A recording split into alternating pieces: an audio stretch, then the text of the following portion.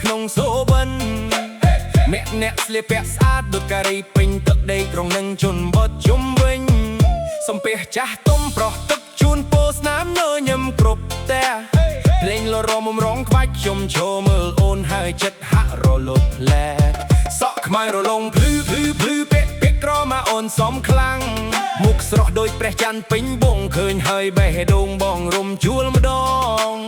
ដើរជាមួយមិត្តភក្តិអូនតែភ្នែកបងទៅតែអូនចង់ចូលទៅនិយាយផងតែក៏ខ្លាចថាអូនមានអ្នកកាន់ដៃមុន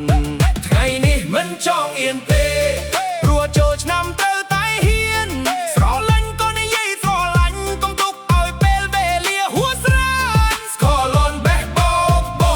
ដូចបេះដូងបងក្នុងទ្រូងអូនមើលមកកំដងបានទេទុកឲ្យបងមានឱកាសចូលក្នុងចិត្តអូនផង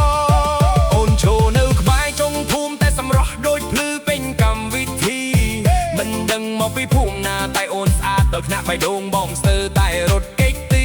បងមិនមែនអ្នកលេងពីផ្អែនតែពេលឃើញអូនបងពិតជាស្រឡាញ់សុំត្រឹមអូនញញឹមមកមួយដងឲ្យចូលឆ្នាំនេះមានន័យជាងឆ្នាំមុនបន្តិចក្រមុំភូមិណាស្អាតម្លេះអើយស្អាតម្លេះដើរមកចូលញឹមមួយផ្លែធ្វើឲ្យបេះដូងរំភើបបំលែ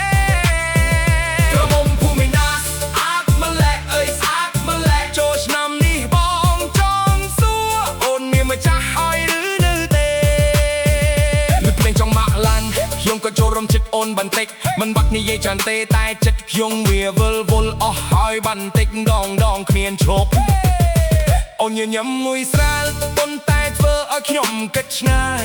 ក្រុមតែចង់ស្គាល់ឈ្មោះអូនក៏មានអារម្មណ៍ដូចរបានធន់លឺថ្ងៃជុំវិញពោពេញតែសំណាយក្មេងចាស់រមសប្បាយចំណែកខ្ញុំវិញឈរចាំតែមើលអូនដោយភ្លេចអស់មនុស្សនៅជុំវិញ